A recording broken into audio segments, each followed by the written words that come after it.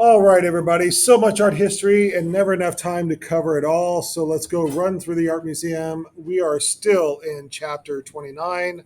And so we're going to take a look at a style of art called Stijl. I've done a lot of research on it. I've watched videos on it, and I've heard it pronounced as distill. I've heard it pronounced as destil. I've heard it pronounced as dustil, and I've heard it pronounced as destil or destil and destil. So, however you want to pronounce it is fine with me. I'm going to pronounce it Frank. All right. And it also goes by another term, which is called neoplasticism. Write that term down, neoplasticism. Okay, everybody. World War One is over, and there's two major trends in modern art. One of the major trends is emotional. So it's expressionistic, like Van Gogh or Gauguin, and Dada is expressionist and emotional. Dada seeks to undermine the institutions, and Dada embraces anarchy. The other style is analytical or academic, like Cezanne or Seurat. You remember that Cezanne tried to look at everything from different points of view and then mash it all into the same. And then Seurat was very analytical with color theory. De Stijl follows in that style. So we're going to go to Holland and Germany. You can always find Germany. It looks like Pac-Man. So we've got three main artists that we're going to look at, and we're going to look at the first artist. It looks like it says Piet Mondrian. It's pronounced Piet Mondrian, but everybody pronounces it Mondrian. He sought an impersonal and universal set of principles of art. He intended to unite post-war Europe with the idea of creating universality, the universal visual language to reunite the continent.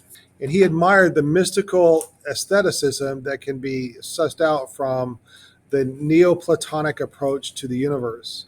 And he's trying to find the universal principles behind it. Dosberg is the rampant individualism and nationalist egotism that caused World War One. So we need the opposite. Instead of an individualist approach to art, he wanted a universal language to reunite. So distill artists are rejecting the individualism of like the German expressionists, and they are embracing this new look, this new style. He has a quote: "The old is connected with the individual, while the new is connected with the universal." Mondrian uses the term neoplasticism to relate his rejection of these excessive decorative elements of pre war emotionally laden complexity seen in De Broek and other expressionistic styles. So, this gives you a sense of kind of the size of the artworks that we're going to be looking at. This is a new type of non objective art. It radically simplifies the phases of Cubism.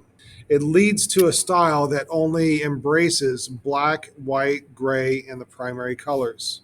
They mostly have white backgrounds, black vertical and horizontal lines, creating squares and rectangles, and some of the shapes are filled in with primary colors like red, yellow, and blue. These are the basic building blocks. So you know that all colors come from red, yellow, and blue. These are the primary colors. So I don't know if you've ever replaced the ink cartridges in a printer, but it's only these colors. And so it's red, yellow, blue, and black, and then the white of the paper that they're printing on gives you all the colors of the world. And you can see like the photograph that's coming out of that printer right there is just made from these four colors. So he's reducing art to its most basic colors. And also, he's reducing art to the most basic of lines, of vertical and horizontal.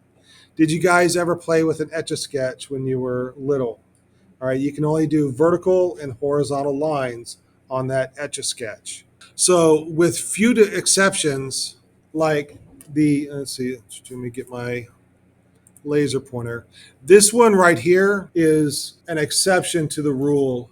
He's usually everything is vertical and horizontal, and here he has created this painting at a 45-degree angle.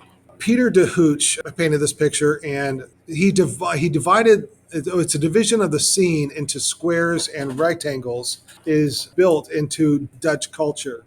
Look at all the squares and rectangles that are found in this painting. This is the same culture that's giving us the De Stijl artwork on this here on the right. It's in their DNA to have these squares and rectangles. And we have the continuation of the reductive abstract principles of Cubism. It's reducing it even further to its most non objective elements, where we are limiting it only to a few universal lines and colors. It does not reference the outside world at all. We're only left with the primary colors with horizontal and vertical lines. Pierre Mondrian said, quote, Cubism did not accept the logical consequences of its own discoveries. It was not developing towards its own goals, the expression of pure plastics, unquote. And plastic art basically means visual art. So it's not that it's made out of plastic, but it's the manipulation of materials into an image. That's what's plastic. Picasso stayed away from pure abstraction. Picasso felt the figural representation was fundamental to the purpose of art. But Mondrian criticized Picasso for not taking art to the full abstraction. So the Cubists were getting more and more abstract, but then they stopped at a certain point because they did not want to make that leap into non-objective art. But they were definitely on the way to that. And Mondrian, like, not only takes it a step further, but a whole leap further into non-objective. So let's take a look at Mondrian. His early art, you can see that he painted, especially the painting on the left from 1900, he was painting much like an impressionist would, but he was continuously readjusting and rethinking his approach to painting. By 1908, he's painting like what kind of artist? What would you call that style on the right? Fauvism, right. He was definitely influenced by Cezanne. In fact, on the right is a painting he did of apples based on Cezanne. And then here, this painting right here, you can see, look at the painting on the left that he did in 1911, and then on the right that he did in 1912. Do you see how he is abstracting further? It's getting more and more abstract. He traveled to Paris and he was influenced by Picasso and Braque. With each recreation of painting, it becomes flatter and more abstract. Notice how the lines become mostly vertical and horizontal on the right. He reduces the color palette to think more about the flatness of depth. Also, his paintings look like the tracery of stained glass. And again, we can see more of his progression from abstract to non objective. He employs Cubist principles to represent the landscape, and then the three-dimensional tree has been reduced to lines and planes using a limited palette. The early trees are naturalistically represented, but the later works are more abstract. The lines of the tree are reduced until the form of the tree is barely discernible and becomes secondary to the overall composition of vertical and horizontal lines. These early works show Mondrian's interest in reducing a form to a structured organization of lines. This step was invaluable to Mondrian's development of his mature style of pure abstraction. So then notice the titles of these.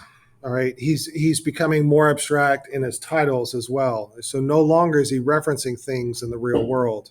So it's a composition of colors and lines only, rather than a still life or a scene from nature.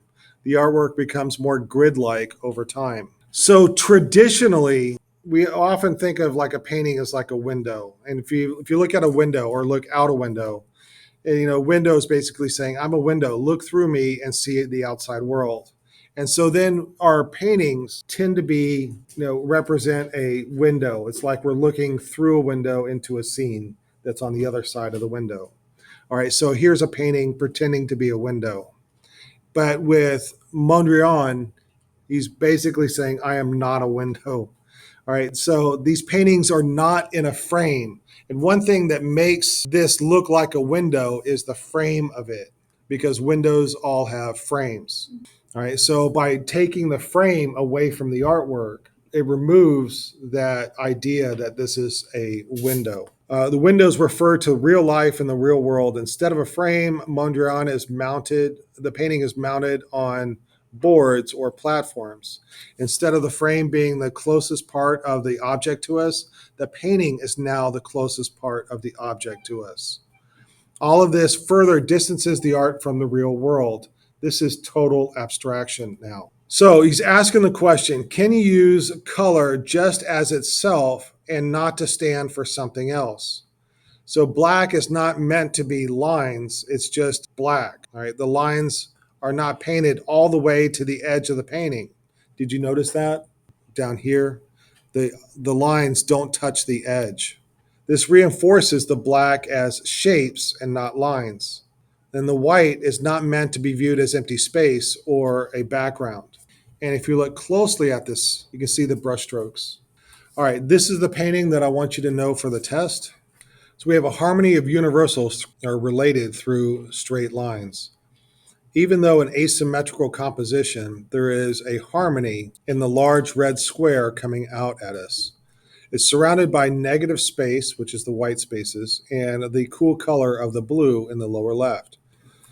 All right, and another one of his famous paintings is the Broadway Boogie Woogie. This was done much later after he moved to New York City, and he was amazed by the busy lifestyle of the city. He eliminated the black lines in this painting, and he uses lines of different colors. This was meant to reflect the hustle and bustle of city life. Can you see the city life in this picture? The tiny squares can be meant to be like cars or people on the street. All right, the next artist that I want to introduce you to is Theo von Doesburg. And this is his painting called Cow. Do you see the cow? I see it. I'll show you how to see it. All right. This one's actually kind of fun. So he does a drawing of a cow. Do you see the cow? Yeah. All right. The cow is easy to see, right? All right. Do you see that cow? Right. Which cow is more realistic? Left. And which one's more abstract? One on the right. All right. Now, do you see that cow? Yeah. All right. Now, do you see the cow? Yeah. Yeah. All right. Oh, wait, I see it. He does this progression from realism to total abstraction in a way that we can follow. It's a logical and analytical process to follow from realism to total abstraction. So he wants the intent of this is to inform people about abstraction. He gradually increases the abstraction of the cow, and von Doesburg used this composition and preliminary studies to explain to people how distill and abstraction worked. This painting right here references something in the real world. And we can now look at this and see the cow, and we now think of something that is in our real world, which is a cow. But these don't reference anything in the real world. All right, so again, he's working towards this total abstraction. So stained glass was a frequent choice of medium, and he's trying to express unification. He's carefully arranged the small rectangles and squares of clear black, blue, yellow, and red glass with black lines, and the lead framing is customary of stained glass. This example of Stijl shows a livelier, musically rhythmic effect not seen in Mondrian's paintings. And then this one is a design for an interior of a building. And the building was never built, but we can see the idea for interior decorating, which leads us to Rietveld. And his famous artwork is this one right here. Can you find the artwork? Yeah, it's the chair that he's sitting in. It's this chair. And this chair is in Houston. He made several of these chairs. So one of the chairs is here in Houston. And it has the characteristics of Stijl with the black lines and the red, yellow, and blue color scheme. Does the chair look comfortable? Yeah, possibly, but not really. Of these chairs, which is the most comfortable? Yeah, the left. All right, which is what I'd rather be sitting in right now. Left, yeah, close space. Yeah, right. But also, yeah, I do want to talk about closed space and open space. All right. So the closed space, it looks very solid. You cannot see through it, and it has like mass. It's almost like you're looking at a rock. All you can see is the surface. But with open space, you can see through it. With the chair that is in the center, we have some aspects of it that we can see through, namely the back of the chair. But with the steel chair, there's more openings within the chair that you can see through. All right, so it plays with the space that is around the chair. And it used standard sizes for lumber, and the goal was creating furniture that could be mass produced instead of handcrafted. So he avoids natural forms and emphasizes man made quality. And the furniture makers usually make forms that look natural to emphasize comfort. So this looks so much more machine made than it does natural made. To make things more comfortable for the human body, because we are not made by machines. So it is more natural for us to fit into a chair that has more natural lines and shapes in it. So this is more comfortable for us than something that looks machine made. That's kind of the point of that. All right, this artist, Redfield, also designed buildings in the Stijl style. By the way, that's being redundant because Stijl means the style. So here's a model of his imagined building right here. And then also I have, so we can take a look at this model from, or this architecture from, whoops, there we go. All right. So we can look at it from different points of view here. But you can see the Stijl look of it, the white and black, the white spaces and the primary color lines, and even some of those black lines help to make this look like Stijl. So there is an actual building that is done in the Stijl style here, but it's a metaphor for the new way of thinking. The building emphasized its architectural elements, the slabs, the posts, the beams, and it reflects De Steele's emphasis on form, construction, and the function in its architecture and design. And the design represents a major departure from architectural convention. Inside, the rooms are constructed as movable entities with portable walls. There's no attempt to interact with any of the surrounding buildings or roadways, and its presence is an isolated structure focusing inward instead of outward. All right, any questions about De Stijl?